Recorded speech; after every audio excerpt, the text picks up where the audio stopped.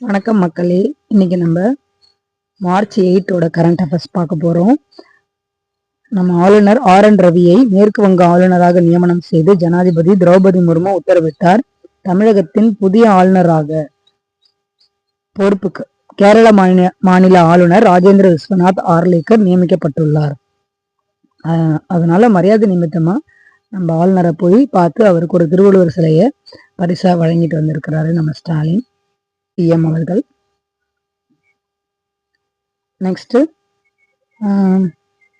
நம்மளுடைய மக்களவை சபாநாயகர் ஓம் பிர்லா மீது எதிர்கட்சிகள் இந்தியா கூட்டணியை சார்ந்தவர்கள் வந்து நம்பிக்கையில்லா தீர்மானம் கொண்டு வர போறாங்க. அது ரிலேட்டடான நியூஸ் தான் இது. மக்களவையின் சிறந்த தலைவராக ஓம் பிர்லா செயல்பட்டு வருகிறார் என்று பிரதமர் நரேந்திர மோடி பாராட்டினார். கட்சி வேறுபாடுகளை மீறி அனைத்து உறுப்பினர்களையும் சமமாக நடத்தி அவை நடவடிக்கைகளை திறம்பட வழிநடத்தும் திறன் அவருக்கு இருப்பதாகவும் அவர் கூறினார்.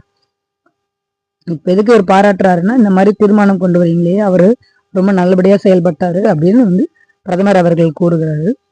இந்தியா கூட்டணி சார்பாக மக்களவை சபாநாயகர் ஓம் பிர்லா மீது எதிர்கட்சிகள் நம்பிக்கையில்லா தீர்மானம் கொண்டு வர திட்டமிட்டுள்ளதாக தகவல் வெளியாகியுள்ளது.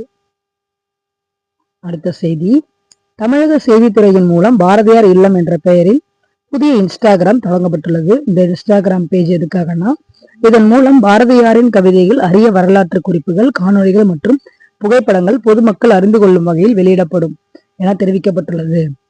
பாரதியார் பத்தின விஷயம் ஏதாவது உங்களுக்கு தெரியணும்னா இந்த இன்ஸ்டாகிராம் பேஜை போய் விசிட் பண்ணி பார்த்தா தெரியும்.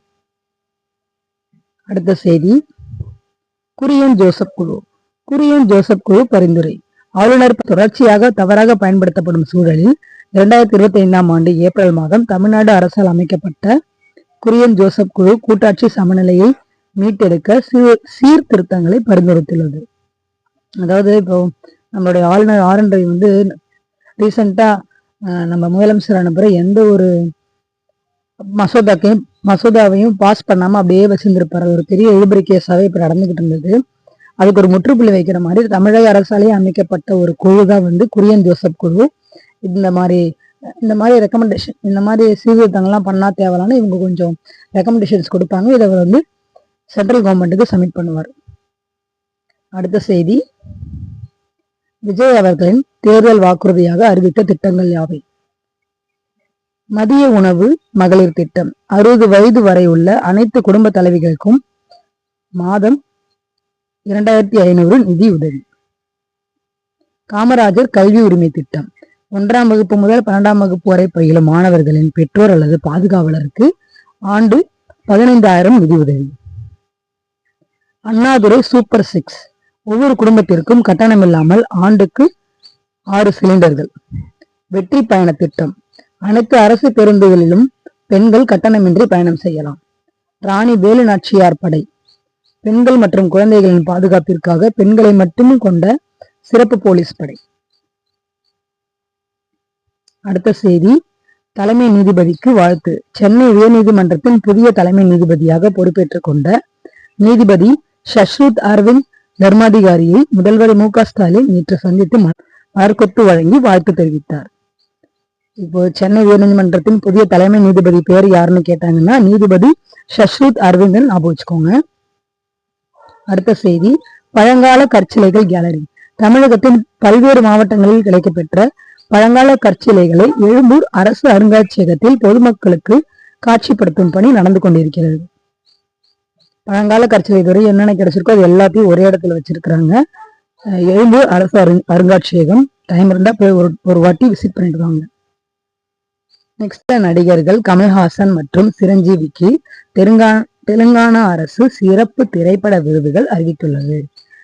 கமல்ஹாசனுக்கு சிறந்த திரைப்பட விருதான பேட்டி ஜெயராஜ் விருதும், சிரஞ்சீவி அவர்களுக்கு NTR தேசிய திரைப்பட விருதும் வழங்கப்படுகிறது.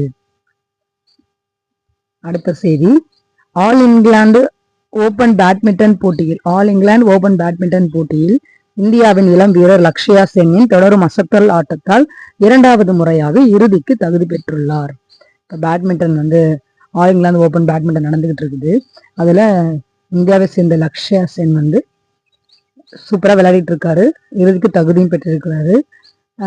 லக்ஷயா சென் கொஸ்டின் எப்படி கேட்பாங்கன்னா, லக்ஷயா சென் எந்த ஒரு எந்த விளையாட்டோட தொடர்புடையவர் அப்படின்னு கேட்பாங்க, பேட்மிண்டன் அப்படின்னு ஞாபகம் வச்சுக்கோங்க. அடுத்தது, மேற்கு வங்கத்தில் குடியரசுத் தலைவர் பங்கேற்கும் நிகழ்ச்சியில் குளறுபடி ஏற்பட்டது துரதிருஷ்டவசமானது அப்படின்னு யார் கூறியிருக்கு அப்படின்னா துணை குடியரசுத் தலைவர் சிபி ராதாகிருஷ்ணன் சொல்லியிருக்காரு. ரீசெண்டா குடியரசுத் தலைவர் அங்க மேற்கு வங்காளத்துல பழங்குடியினர் பங்கேற்கிற ஒரு நிகழ்ச்சியில கலக்கிறதுக்கு போயிருக்காங்க. ஆனா அவங்கள வரவேற்கிறதுக்கு யாரும் வரல. இப்ப பின்னாடி நியூஸ் வரும். மேற்கு வங்கத்தின் பக்டோப்ராவுக்கு விமானத்தில் வந்திறங்கிய குடியரசுத் தலைவர் திரௌபதி முர்முவை வரவேற்ற மத்திய பழங்குடியினர் விவகாரங்கள் துறை இணையமைச்சர் துர்காதாஸ் விக்கே, மம்தா பானர்ஜி எனது தங்கை போன்றவர். நானும் மேற்கு வங்கத்தின் மகள்தான். என் மீது அதிருப்தியில் உள்ளாரா என தெரியவில்லை. என்னை வரவேற்க முதலமைச்சரோ எந்த அமைச்சரோ வரவில்லை என்று கடும் அதிருப்தியை தெரிவித்துள்ளார். அடுத்த செய்தி, மம்தா பானர்ஜி என்ன சொல்றாருன்னு பாருங்க. இதுக்கு ஆப்போசிட்டா, மக்களின் உரிமைகள் எஸ்ஐஆர் விவகாரத்தில் நான் முழு கவனம் செலுத்தி வருகிறேன்.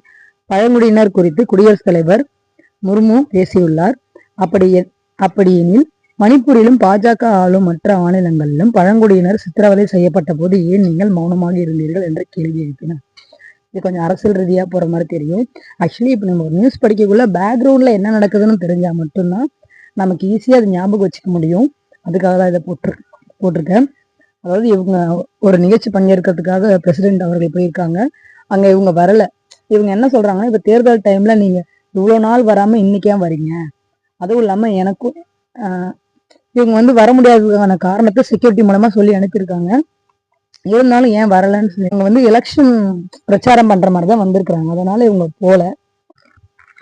ஆனாலும் என்ன சொல்ல வராங்கன்னா, இவங்க போயிருக்காங்க, அவங்க அட்டன் பண்ணியிருக்கிறாங்க, அவங்க யாரும் அவங்கள ரிசீவ் பண்ணிக்கல. அதனாலயே என்னமோ தெரியல, நம்மளுடைய ஆளுநரை போய் மேற்கு வங்கத்துக்கு ஆளுநரா போட்டிருக்கிறாங்க. இதை பத்தி நீங்க என்ன நினைக்கிறீங்கன்னு கமெண்ட் பண்ணுங்க.